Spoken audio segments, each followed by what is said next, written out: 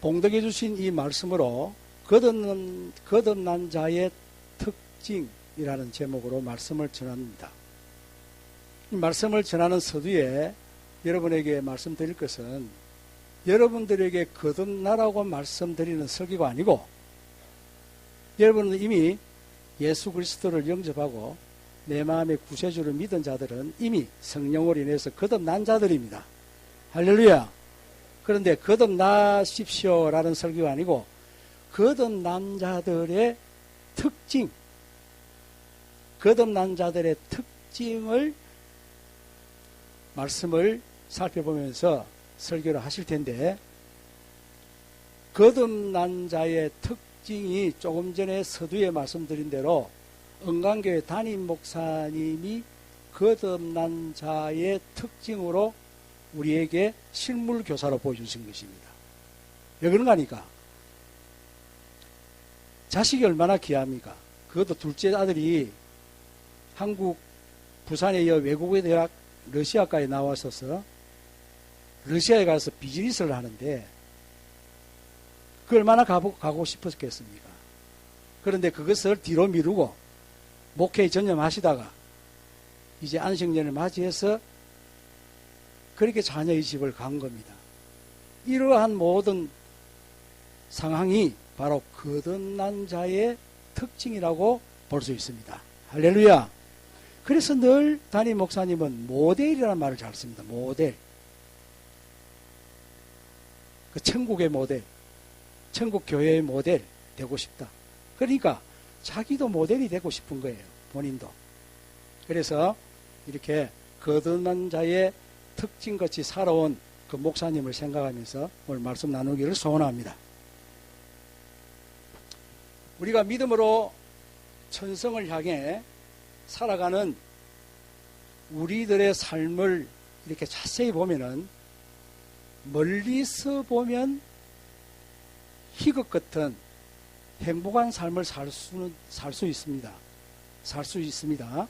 그러나 가까이에서 보면 비극적인 불행한 삶도 살 수 있다는 것이죠.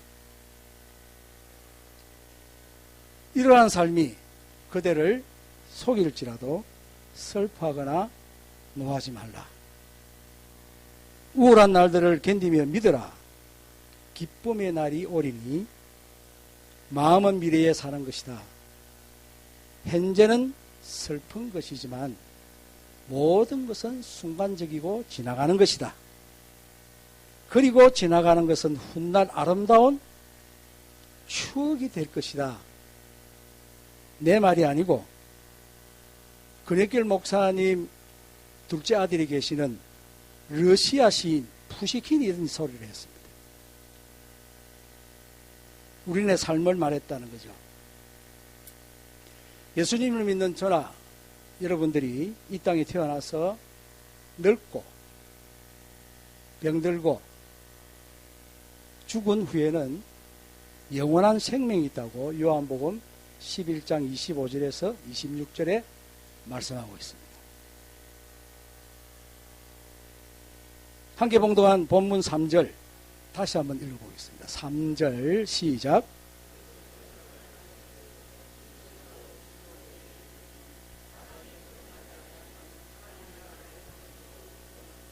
이 말씀을 하실 때 종교 지도자였던 니고데모는 깨닫지 못하고 4절에서 늙으면 어떻게 어머니 뱃속에 다시 들어갔다 나오느냐고 반문합니다. 그때 예수님은 6절에서 육으로 난 것은 육이요 영으로 난 것은 영이라고 말씀하셨습니다. 성령으로 거듭나지 못한 자는 둘째 사망인 불과 유황으로 타는 못에 들어간다고 계시록 21장 8절 하반절에서 말씀하고 있습니다. 또한 성령으로 거듭난 자는 육신의 죽음으로 한 번으로 영생 천국으로 가는 것이죠. 거듭난다는 이 과정은, 이 프로세스는 바람이 부는 것 같이 신비로워서 설명할 수 없으나 생명 대신 예수님을 믿고 영접하면은 요한복음 1장 12절과 3장 16절에 기록되어 있습니다. 여러분은 거듭났습니까? Are you born again? 이것은 기독교의 가장 중요한 질문입니다. 본문 3절 하반절에 보면은 사람이 거듭나지 않으면 하나님 나라를 볼 수 없다고 말씀하셨습니다. 서두의 말씀대로 여러분들은 거듭났기 때문에 하나님 나라를 보고 있고 볼 것입니다. 할렐루야. 이 땅에서도 하나님 나라를 보고 우리가 죽음 후에도 하나님 나라에서 영원히 영생하실 것입니다.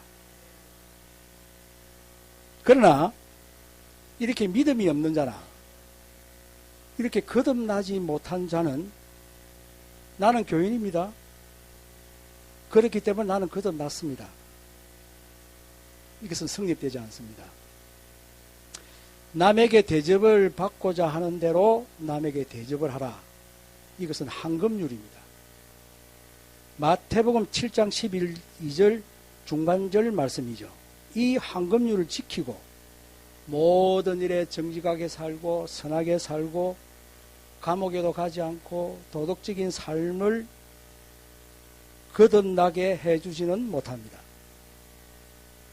거듭남에 대해서 본문과 말씀들을 살펴보며 듣고 깨달아 신앙생활에 실천하는 복된 예배 시간이 되기를 바랍니다.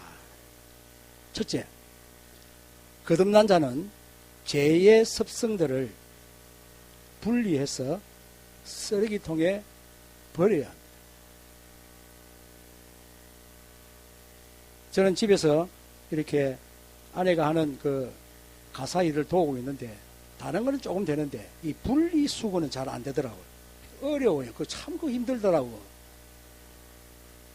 비누로 같은데 뭘 PP라고 하고 부근하기 힘드는데 과거에 우리가 가지고 있었던 죄는 없어졌어요.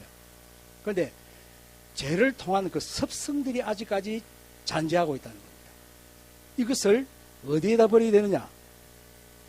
쓰레기통에 버려야 합니다. 그걸 아깝다고 자기 인격인 줄 알고 가지고 계시는 분들이 참 많은데 저도 그랬어요, 실제로.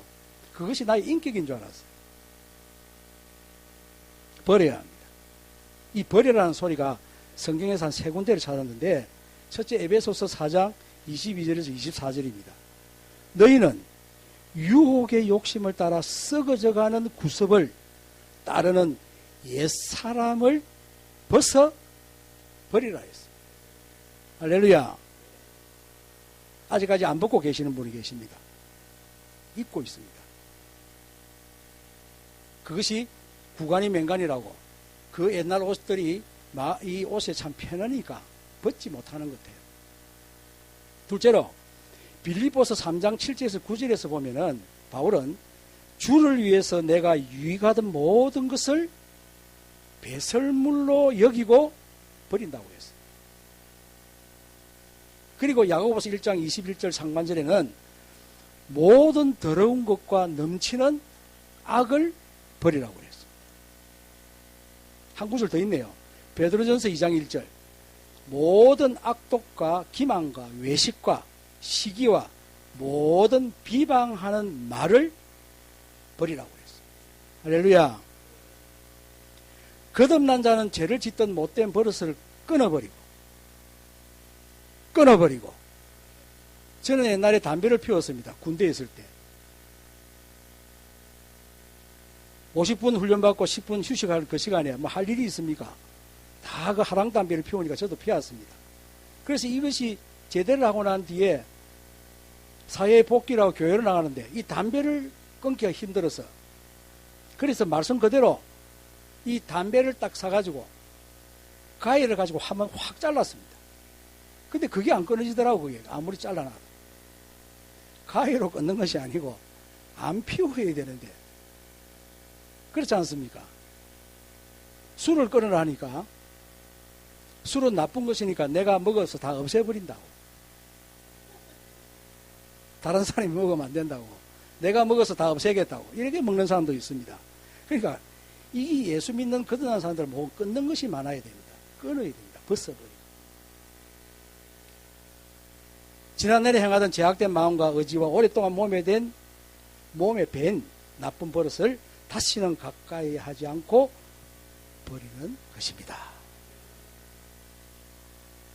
버릴 수 있는 분만 고개를 한번 2번 정도 까딱하시길 바랍니다.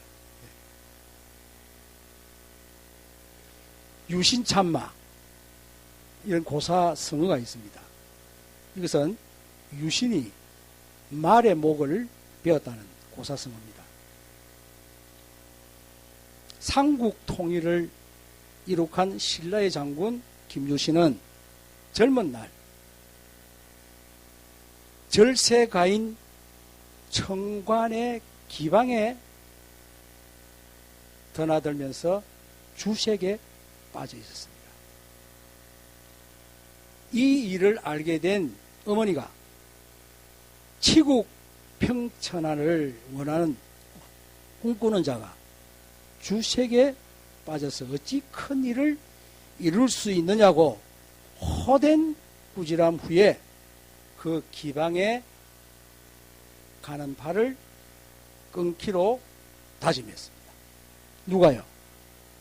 김유신이가. 그래서 어머니의 약속을 지켜서 이제 무예와 책을 읽는데 전념했습니다. 그러다가 김유신 장군이 전쟁에 나가서 전쟁에 승리하고 돌아오는 중에 그 영특한 말이 김유신이 드나들던 그 기녀의 집으로 습관적으로 가버렸습니다. 그러니까 오래간만에 오는 손님, 아주 좋은 손님 김유신 장군이 오니까 얼마나 반가워했겠습니까? 그 기녀들이. 그러자 이 김유신이 말에서 내리자마자 내 이놈,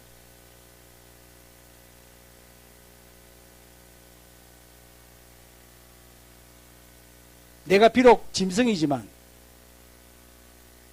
어찌 주인의 그 마음을 거스르는 것이냐 하면서 찼던 금을 빼가지고 그 자기가 타고 다니는 에마의 목을 바로 쳐버리는 것입니다.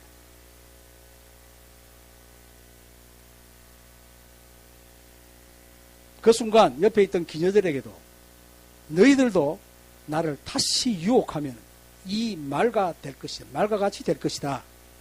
라는 우화입니다. 이러합니다. 이러하. 우리 믿는 자들이 일상의 생활에서 죄와 이 죄를 피 흘리기까지 대항하여 싸우며 죄의 참담함을 깨달으며 그러한 죄의 멍에를 탄식하며 넘어질 때마다 마음 아프게 생각해야 된다는 그런 김유신 장군의 일화였던 것이죠. 누구든지 부지부실간에 일어나는 추하고 더러운 이 언행 심사를 막을 길은 없습니다. 그러기에 야고보는 우리는 다 실수가 많다고 야고보서 3장 2절 상반절에서 고백했던 것이죠. 그러나 이 모든 실수와 허물까지라도 다 원통하게 여겨 매일 참여하며 언제나 하나님 앞에 서 있는 같이 전력을 기울여 그러한 일을 저지지 않도록 힘써야 된다는 것입니다. 저는 한때 이렇게 믿음 생활 잘하고 우리 같은 동네 연산 사동에 있는 서문교회에서 신앙생활 할 때에 얼마나 신앙생활을 열심히 했는가 하니까 전에도 말씀 한번 드렸죠. 개근상을 타고 그래서 개근상. 그 학교에서도 주는 개근상을 교회에서도 주더라고요. 새벽기도, 뭐 수요, 금요 기도회, 뭐 주일 오전 예배, 뭐 부흥회 모든 집회란 집회는 몽탕 다 갔어요. 몇 년 동안. 그리고 더 중요한 것은 꿈을 꿉니다. 꿈을 꾸는데 좀 이 꿈도 보면은 좀 나쁜 짓을 하고 이런 뭐 악한 일을 하는 그런 꿈도 꿀 수 있잖아요. 솔직히 그 꿈도 저는 회개했습니다. 그 꿈이라는 것은 생전에 자기가 생각했던 것이 꿈에 나오는 것이 90%입니다. 그래서 꿈에서 저지른 죄악까지도 회개한 적이 있었습니다. 현재 한국 교회가 다는 아니지만 구원에 대한 믿음은 강조합니다. 그러나 죄악에 대하여 회개는 덜 강조하며 소홀히 하는 경향이 있는 듯합니다. 이 말은 저 개인적인 생각입니다. 둘째로 중생한 자는 예수 그리스도를 주로 영접하고 신뢰하는 것입니다. 요한일서 5장 1절 상반절에는 예수께서 그리스도이심을 믿는 자마다 하나님께로서 난 자니라고 기록되어 있습니다. 거듭난 자는 예수 그리스도가 자기를 구원하실 때 유일하신 구세주이심을 믿게 되는 것이죠. 즉 하나님 아버지께서 인간을 구원하시고자 하는 한 가지 목적을 위하여 보내주신 거룩한 자이며 그분 외에 구세주인 메시아가 없음을 확신하게 되는 것입니다.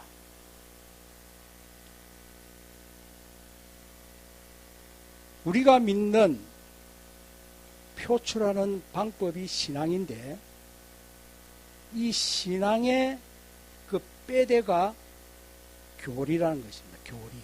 기독교 교리. 이 칼빈 5대 강령이 있는데 첫째요. 전적 타락입니다. 그 무능력한 인간은 완전히 타락하여서 스스로 구원받을 수 없다는 것입니다. 이것을 알아야 합니다. 둘째로 무조건 선택입니다. 그 예정론이죠.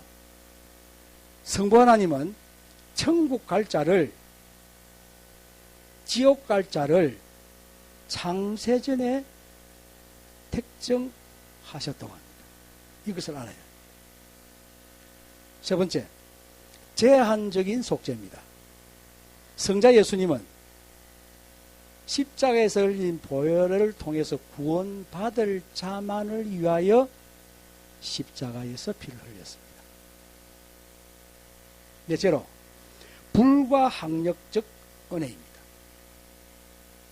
저항할 수도 거부할 수도 없는 하나님의 그 크신 은혜는 하나님의 관건적인 사역입니다.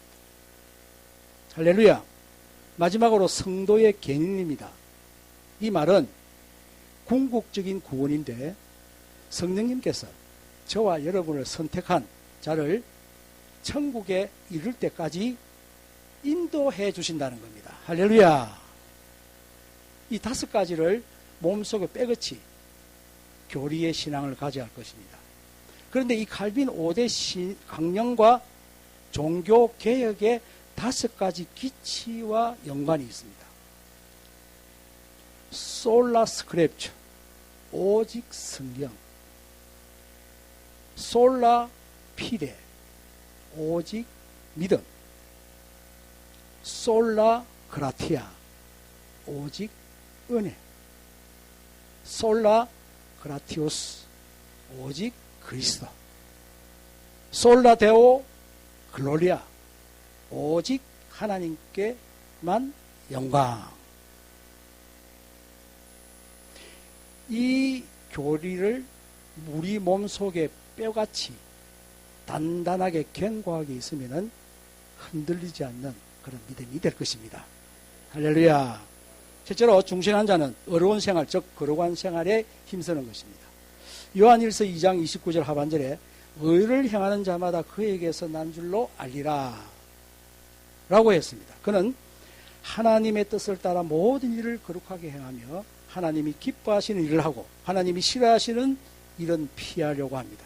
그리고 그리스도를 항상 바라보고 그의 가신 발자취를 따라 살고자 하며 그의 명령대로 행함으로 그리스도의 제자임을 나타내려고 힘씁니다. 오늘 나의 나된 것은 오직 하나님의 은혜로다 라고 고백하는 것입니다. 넷째로 중생한 자는 믿음의 형제들과 모든 불신자들도 사랑합니다. 요한일서 3장 14절 상반절 말씀, 우리는 형제를 사랑함으로 사망에서 옮겨 생명으로 들어간 줄을 알거니와 라고 했습니다. 거듭난 사람은 그리스도의 참자제가 된 것이죠. 그러므로 하늘에 계신 하나님 아버지와 같이 모든 사람들을 한결같이 진실된 사랑으로 사랑을 하는 것입니다. 특히 한 마음을 가진 믿음의 형제들에게는 더욱 뜨거운 사랑으로 대해야 된다는 것입니다. 다섯 번째, 중생한 자는 세상을 믿음으로 승리하게 된다는 것입니다. 요한일서 5장 4절 말씀 함께 읽어보겠습니다.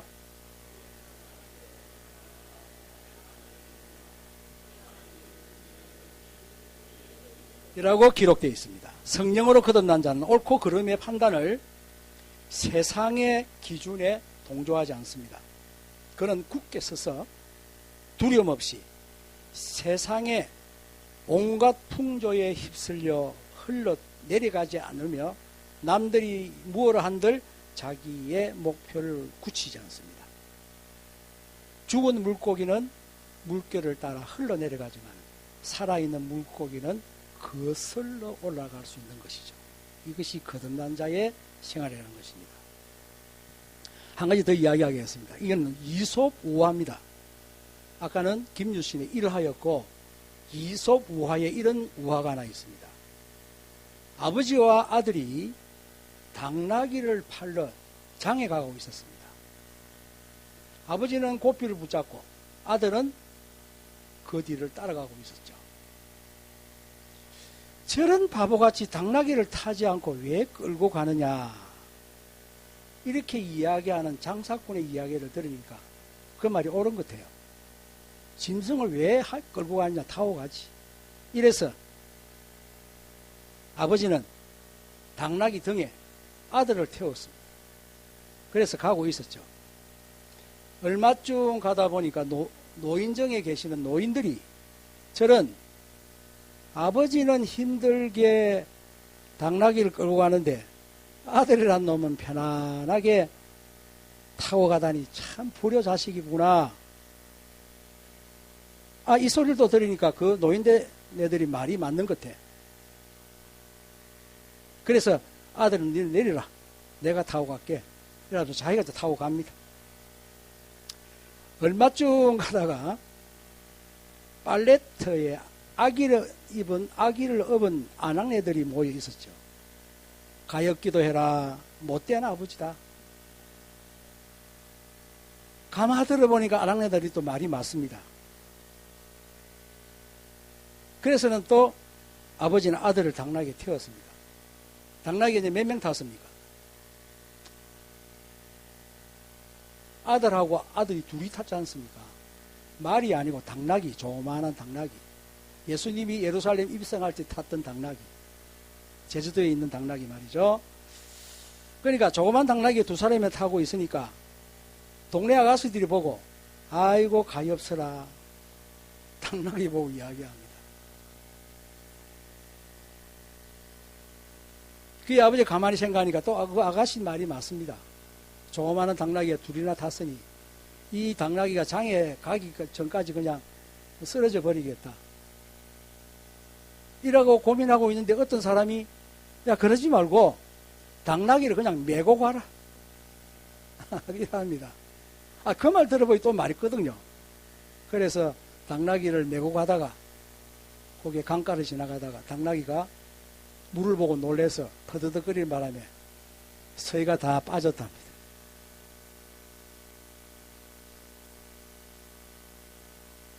이 이솝 우화는 우리에게 무엇을 이야기해 줍니까? 한마디로 기가 얇아서는 안 되겠다 이 말이죠. 우리가 가지고 있는 신앙 정체성, 우리가 가지고 있는 믿음에 흔들리지 말고 세상 유혹과 세상 어떠한 달콤한 소리에도 우리가 귀를 기울이지 말아야 된다는 그런 우화인 것 같습니다. 사랑하는 여러분, 누구도 우리를 대신 살아줄 자 없습니다.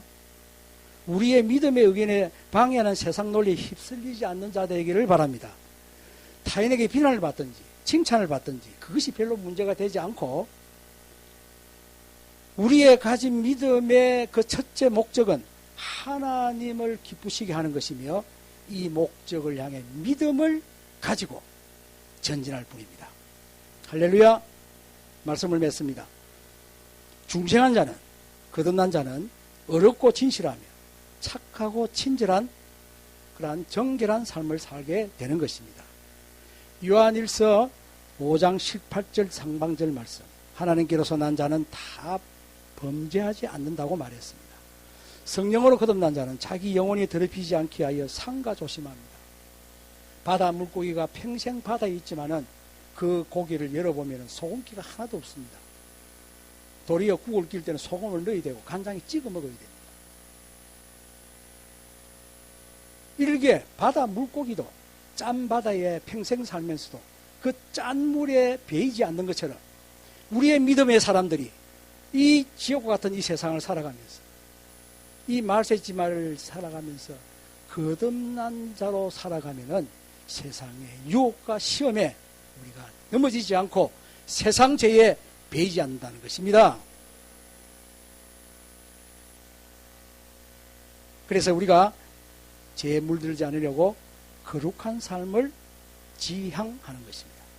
또한 그는 적군들에게 둘러싸인 군인과 같이 무장을 늦추지 않고 마귀 유혹의 함정에 빠질까 늘 경계하며, 그리고 그는 항상 주님께 기도하기를 힘쓰게 되는 것입니다. 기도의 목적은 우리가 원하는 것을 강구하는 것이 아니고 내가 유한한 존재입니다. 무한하신 하나님보다는 정말 약하고 약한 존재입니다. 그래서 자신의 연약함을 아는 자가 하나님께 기도하는 것이죠. 이 6가지 표가 하나님께로 난 자에게 나타나는 뚜렷한 특징에는 틀림이 없습니다. 이 6가지의 표를 가진 성도만이 새로 태어난, 거듭난, 중생한, 번어게인 된 사람이라고 할 수 있는 것이죠. 또한 거듭난 자의 신앙의 표현 중 구원받은 은혜에 대한 범사에 감사하는 성도가 되는 것입니다. 우리를 낳아준 어머니, 아버지, 부모에 대한 감사는 그 말씀에 순종하는 것이 효도입니다. 지금은 돈을 드리는 게 효도라고 하는데 그 근본은 부모의 말씀을 잘 듣고 순종하는 것이죠. 저나 여러분들이 예수를 믿고 구원받았는데 이 거듭난 자들인데 감사가 있어야 되지 않겠습니까? 감사와 따르는 것이 또 뭐가 있죠?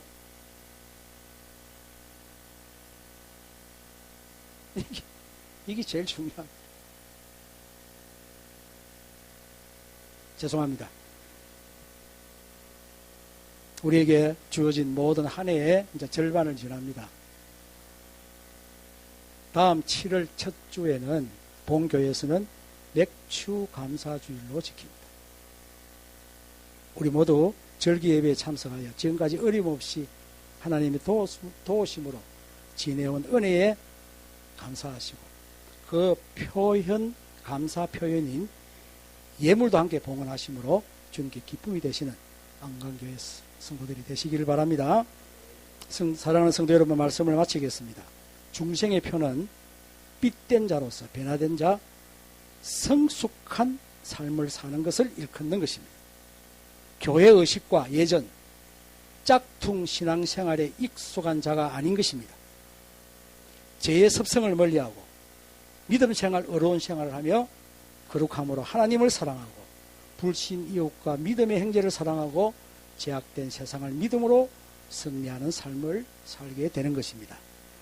당신은 거듭났습니까? 라는 이 질문에 확답할 수 있는 주님 안에서 거듭난 자로서 이 땅에서 천국 소망 가지시고 하늘에는 빛난 별이 있고 바다에는 아름다운 진주가 있듯이 내 마음에는 주님의 사랑을 품고 거듭난 자로서 살아가시는 은강교회 성도님들이 다 되시기를 주님의 이름으로 축원합니다. 축원합니다. 이 시간 함께 우리 주신 말씀 가지고 짧게 한번 기도합시다. 우리가 예수 믿고 거듭난 자인데 오늘 주신 말씀처럼 이러한 6가지의 표현을 이 땅에 살아가면서 표출해지지 않겠습니까? 하지 못한 죄 하면 회개하시고 이렇게 살아갈 수 있도록 믿음 달라고 우리 주여 한번 조용히 한번 부르시고 기도하시겠습니다. 주님,